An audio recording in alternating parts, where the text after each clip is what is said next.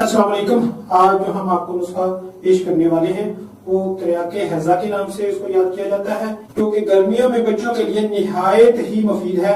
उमूमन बच्चों को अताश की तकलीफ हो जाती है, जिसको उर्फ़े आम में प्यास लगना कहते हैं, जो हैजा से भी खतरनाक है।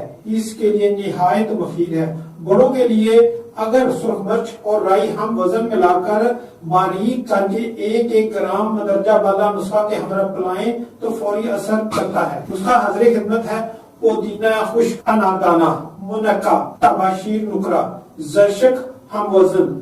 तैयारी: अव्वल अनारदाना और मुनक्का को पानी में उबाल लें। पानी इन दोनों के वजन से दुगना होना चाहिए। फिर दूसरी अदविया को बारीक पीसकर इनके पानी में मिला दें। मिकदार खुराक आप 2-2 चमचा बच्चों को पिलाएं तो हैजा का मर्ज, प्यास लगने का अमल जाता रहेगा, जो कि गर्मियों में निहायत ही मुफीद है।